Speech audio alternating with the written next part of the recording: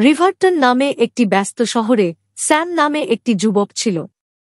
Sam সবসময় খুশি থাকত এবং অন্যদের সাহায্য করতে পছন্দ করত। সে তার বাবা মায়ের সাথে শহরের চত্বরের কাছে একটি ছোট বাড়িতে থাকত। সে বন্ধুদের সাথে খেলত এবং বাবাকে দোকানে সাহায্য করত। একদিন রৌদ্রোজ্জ্বল দিনে স্যাম স্কুল থেকে বাড়ি ফিরছিল এবং ফুটপাতে কিছু দেখতে পেল। এটি একটি মানি ব্যাগ ছিল।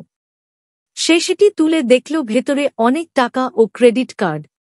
সেখানে স্থানীয় ব্যবসায়ী মিস্টার হ্যারিস নামে এক ব্যক্তির ছবি সহ একটি আইডি কার্ডও ছিল।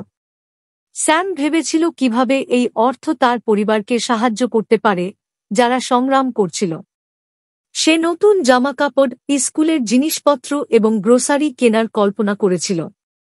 কিন্তু তার মনে আছে তার বাবা মা সবসময় বলতেন যে সততাই সর্বোত্তম নীতি। স্যাম মানিব্যাগ ফেরত দেওয়ার সিদ্ধান্ত নিয়েছিল। শহরের কেন্দ্রস্থলে একটি উঁচু বিল্ডিংয়ে মিস্টার হ্যারিসের অফিস ছিল। সে রিসেপশনিস্টকে বলল যে সে মিস্টার হ্যারিসের মানিব্যাগটি খুঁজে পেয়েছে। মিস্টার হ্যারিস বেরিয়ে এসে অবাক ও খুশি হলেন। তুমি আমার মানিব্যাগ খুঁজে পেয়েছ? অনেক ধন্যবাদ।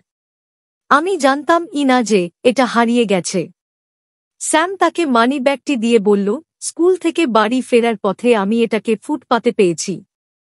আমি জানতাম এটা ফেরত দেওয়া জরুরি। মিস্টার হ্যারিস খুব মুগ্ধ হয়েছিলেন। তুমি একটি ভালো কাজ করেছ। অনেকে হয়তো তা ফেরত দেয় না। তুমি অনেক সততা দেখিয়েছ।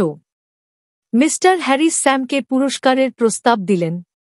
তোমার সততার জন্য ধন্যবাদ হিসাবে এই টাকা নাও। তিনি স্যামকে একটি $100 নোট দিয়ে বললেন। স্যাম মাথা নাড়ল। ধন্যবাদ স্যার, কিন্তু আমি সঠিক কাজ করার জন্য টাকা নিতে পারি না। আমার বাবা মা আমাকে শিখিয়েছেন যে সততা নিজেই তার নিজের পুরস্কার। মিস্টার হ্যারিস জোর দিয়ে বললেন, যদি নিজের জন্য না হয় তাহলে হয়তো তুমি অন্য কাউকে সাহায্য করার জন্য এটি নিতে পারো। স্যাম টাকা গ্রহণ করল, কিভাবে অন্যদের সাহায্য করা যায় এই ভেবে।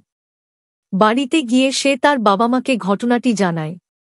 তারা তাকে নিয়ে গর্বিত হয় এবং এই অর্থ দিয়ে স্থানীয় খাদ্য অধিদপ্তরে খাদ্য কিনে দেওয়ার পরামর্শ দেয়।